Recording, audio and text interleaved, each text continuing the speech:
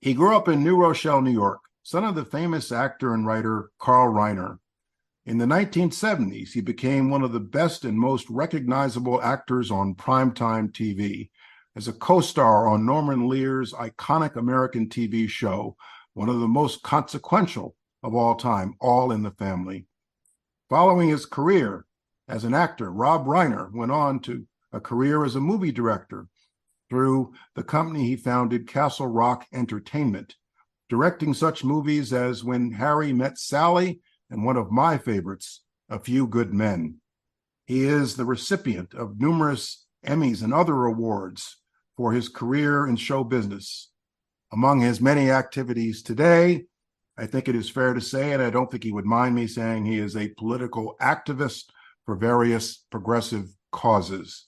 Rob, thank you for joining us on WBGO, and thank you for your time. Jay, thank you for having me. Boy, the way Glenn Miller played songs that made the hit parade. Guys like us, we had it made. Those were the days. Rob Reiner, let me start with this. I want to ask you about All in the Family. All in the Family is probably one or two or three of my favorite TV shows. I still watch the reruns. I've seen every episode through the 1970s. I recall vividly my family, we would all sit around the TV on Saturday nights. All in the Family was on at 8 o'clock. There was always some sitcom in there at 8:30 that got switched out. And then there was Mary Tyler Moore, and then there was Bob Newhart.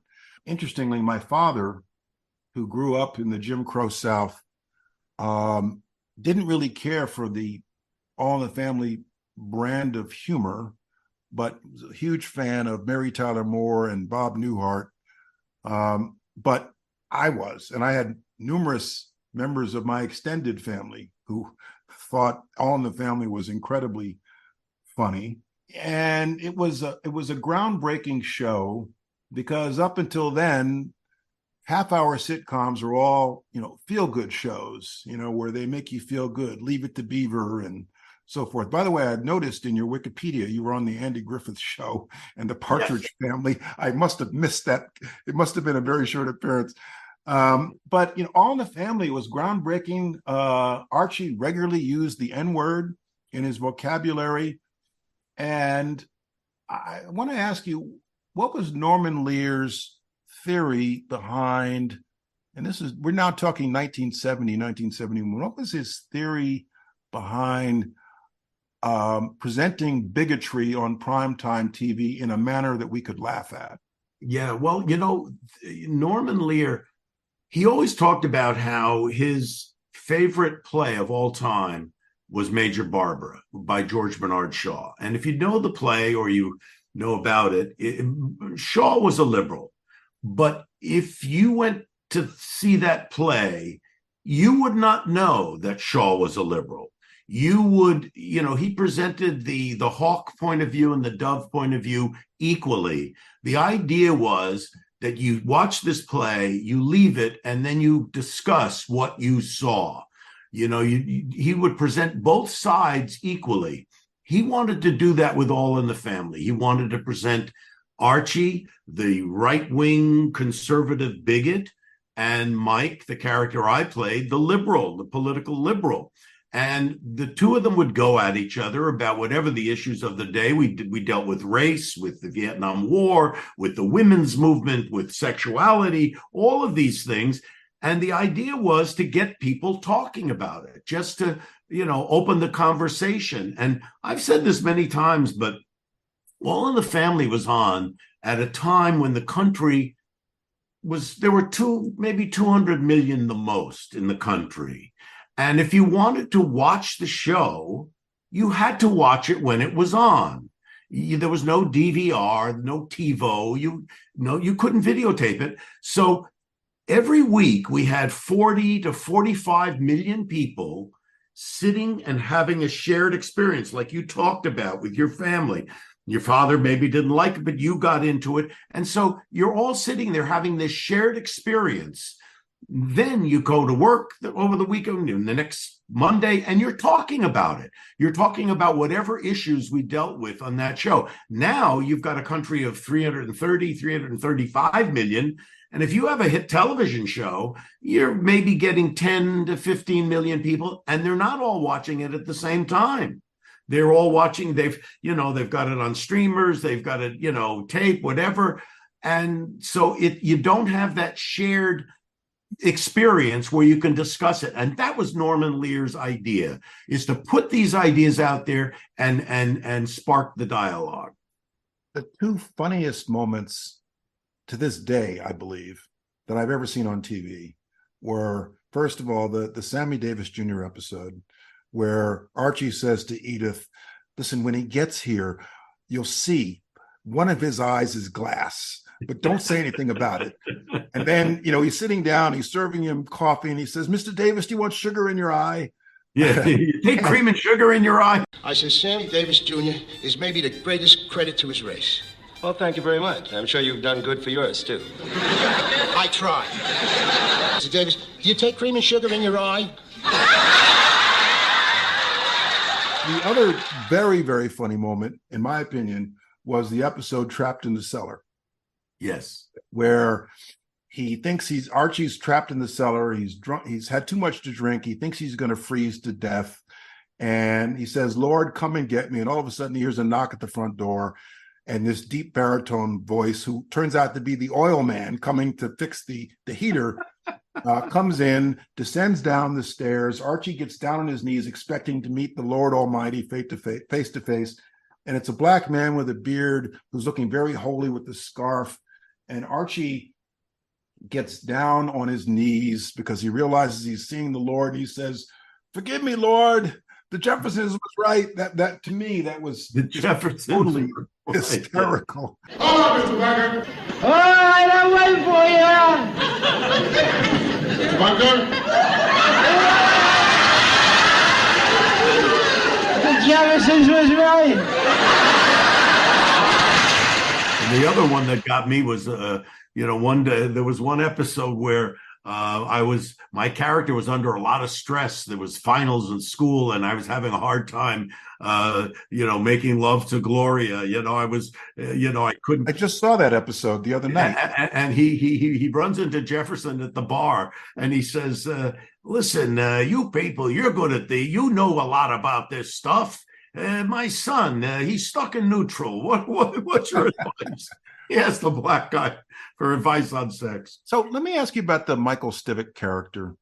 When I was watching it primetime in the 70s, as a young man, I was always on the assumption that Archie was always wrong and Mike was always right. Michael Stivic was more educated. He was more intelligent, more thoughtful. In later years, when I look at these episodes now, I tell me whether you agree or disagree with this. I see a certain instances of a little bit of hypocrisy in Mike, and it's a little bit Mike, forced, too stereotypical. Like every once in a while, Michael would expose himself as having some rather sexist attitudes to Gloria. He was sick. There was no question that Michael, my character, was sexist. He always viewed. He was a misogynist. I mean, he might have had liberal attitudes about guns, about race, about the Vietnam War, whatever. But when it came to men and women, he was not woke, as they say. But what was interesting, you told me that you just said that, when you watched the show, you always thought Mike was right because probably you agreed with him more politically. But the country was divided, has been divided, is still very divided. And a big swath of the country agreed with Archie. And that's what made the show interesting. I always thought, how could you agree with a guy who's a bigot like that? But, there's a lot of people in this country, and we know that this country is divided along those political lines, and that's the way it was. And it is still. The most powerful moment in All in the Family, in my opinion, was the Draft Dodger episode. And Michael invites a friend of his who turns out to be a draft dodger who's living in Canada to sit down for dinner at the family dinner table. And nobody was going to tell Archie. You're going to keep it from him because you knew if you told him, he'd go ballistic. And it came out in the conversation. And Michael, confront Archie about the Vietnam War. And he said something that I thought was very revealing and powerful. He said, I'm not talking about that damn war anymore. I'm talking about something else. He's talking about the draft. And to me, it was significant because it was a sort of spontaneous admission by Archie, a recognition that the Vietnam War was wrong. Yeah. Where traditionally you would expect Archie to kind of hew to the company line. Yeah. He might have at that point, because we're talking about, this is the early 70s, and the war was, they were trying to get out. By 72, 73, I mean, it was clear we had lost and we had to leave. And maybe he was sick and tired of the fact that there had been so many protests and there had been such pushback on the war, and we were losing, that it was more about supporting your country. If you were drafted, you got to go and fight. You have to support your country. And of course, the position that Mike had and young people at the time was, yeah, we support our country, but not when it's wrong. It's not my country, right or wrong. It's if you think it's wrong, that's the beauty of America. You can protest and say what you think is wrong about it in order to right it. And I think over the years, many of the protests and the people marching, and I was certainly included in that, eventually helped stop the war.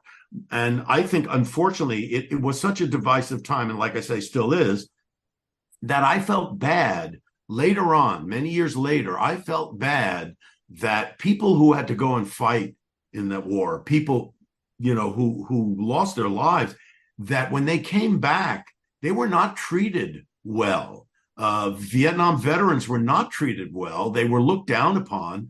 And it's only over time that I realized, they're just people, and they're trying to do what they think is right. They're serving their country, whatever. And even if it's a bad cause, it's like, there was no, but you still have to support the Americans, and you still have to support them and make sure that they have good health care when they get back. And a lot of people have PTSD, and you got to make sure that, Veterans Administration is doing what they need to be doing. So, as you get older, you do, your views change as you get older. Speaking of that, over the seasons, the Archie Bunker character definitely mellowed.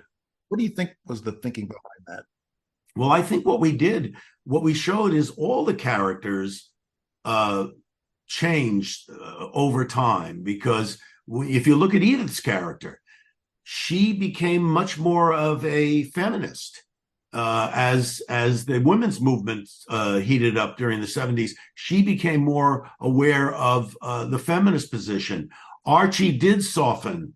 There's a wonderful, and you were talking about Stuck in the Cellar. There was a show where Archie and I were trapped in the cellar together, and we were, bearing our souls to each other. And he basically told me that he loved me, and I told him that I loved him. I mean, so even though we were on opposite sides of all these issues, as human beings, we could come together and show our feelings for each other. Unfortunately, politically, we're in a weird place now. You don't see any of that now. Well, I remember that episode, and I remember that Archie basically acknowledged to Michael that he was beaten as a child, right, and made fun of as a child. And I remember Michael felt very sorry for him in that moment when he fell asleep after drinking too much. Right. The Michael Stivic character also evolved over time. So, looking at his character as a rap, how would you characterize Michael? Well, I mean, I think that, if we were to track him today, he would probably be, the misogyny doesn't completely ever go away, because if you're raised in a certain way where the woman's place is in the home and the man brings home the bacon, and the roles are defined that way, it never goes away completely. But you certainly can start to understand as time goes by how important it is that everybody be treated equally, that women have a chance, the same chances men have, that they should get the same pay that men get. And I think that he would have evolved that way had we seen his progression over time. But certainly, not in the time of the show. I think he might have ultimately progressed on that front. Right. Rob, I want to turn to your career as a director. You retired from acting, you went into directing of films. Let me ask you a dumb question to begin, which I've never understood the answer to. And now I have a director. What is the fundamental difference between a producer, a writer, and a director of movies?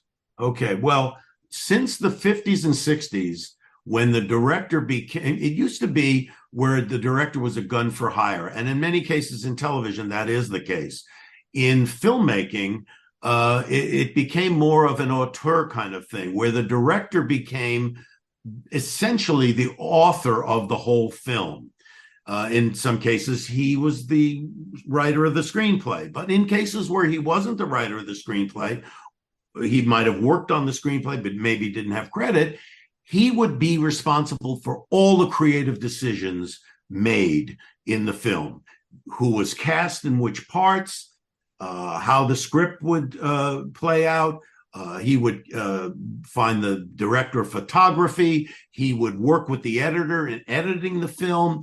He would do everything that you saw on screen. He would be the ultimate creative decision maker.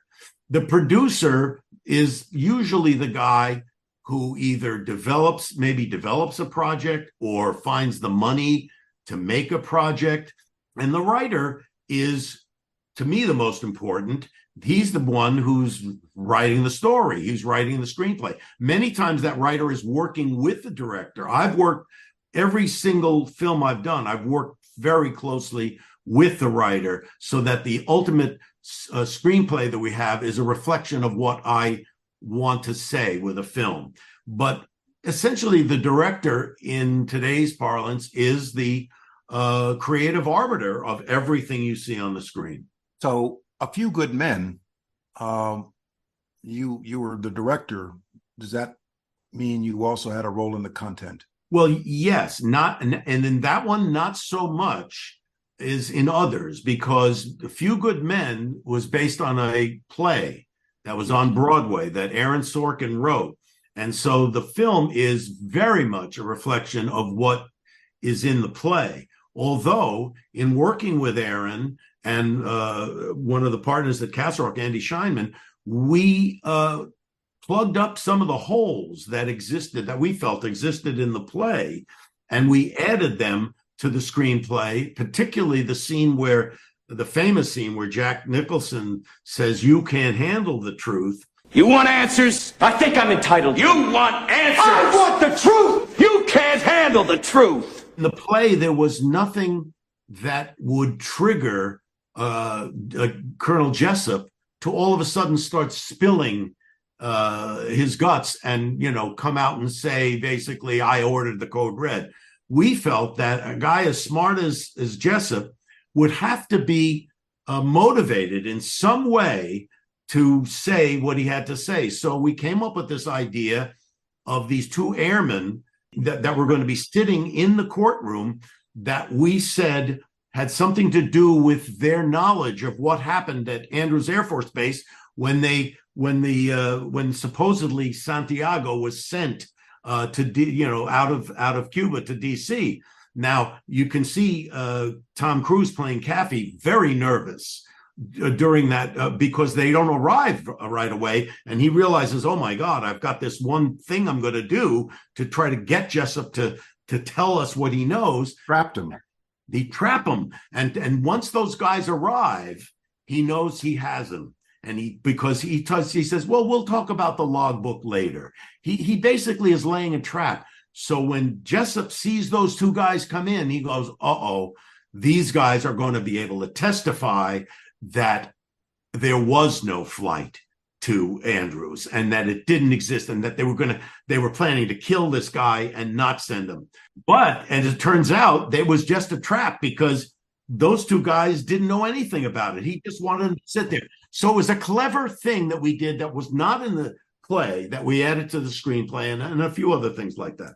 I've actually used that cross-examination in educational PowerPoints that I give as a trial lawyer and a lawyer to others, to say, look, in your career, it's never going to get this good.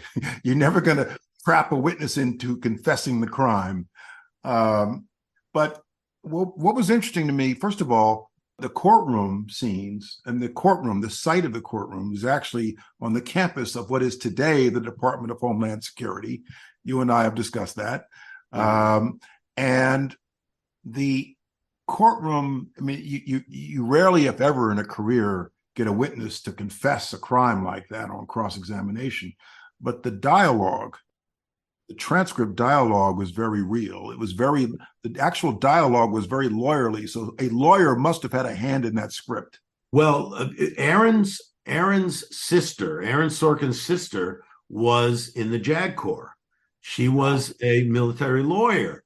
And the case that this is based on was a case that she tried. There were actually more than two witnesses. I mean, and there was more than the one guy died, and there were 10.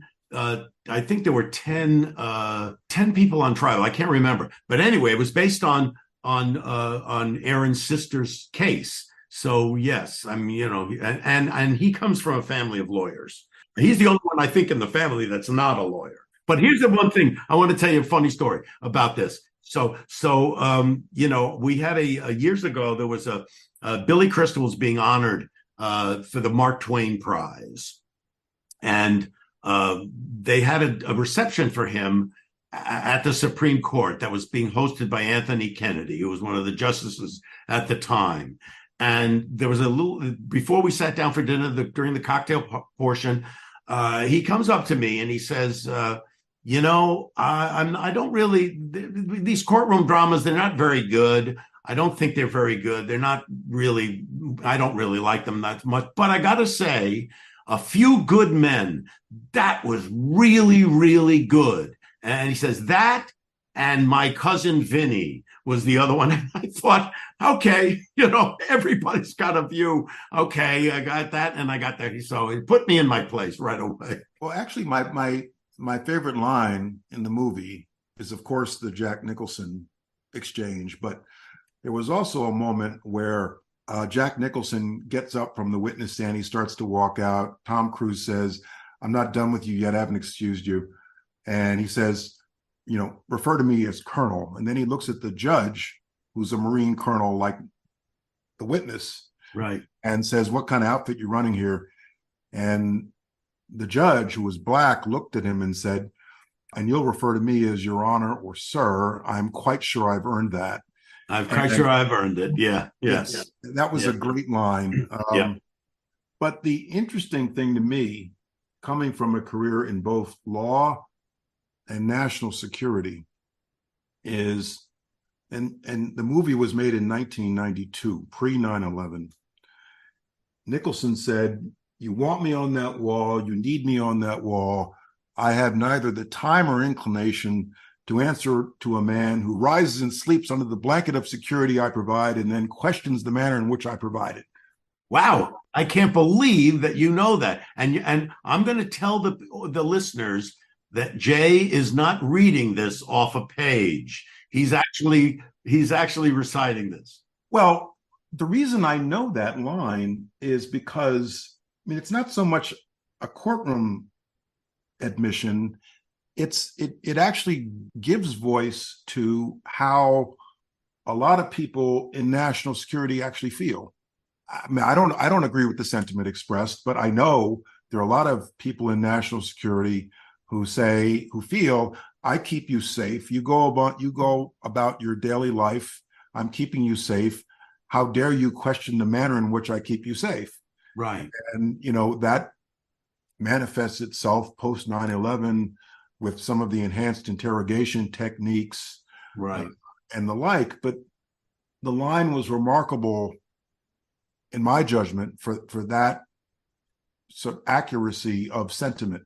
Right. And I think, Jack Nicholson told me, because, he said that's what allowed him to play the part, because he does believe, you don't want to go to the extremes of, like you say, torture, torture techniques and things like that. But he believes that, that's their job, is to protect. On that note, Rob Reiner, thank you very much for joining us on WBGO. Thank you for your time, and thank you for all the things you have done for America. Thank you so much, Jay. It was a pleasure.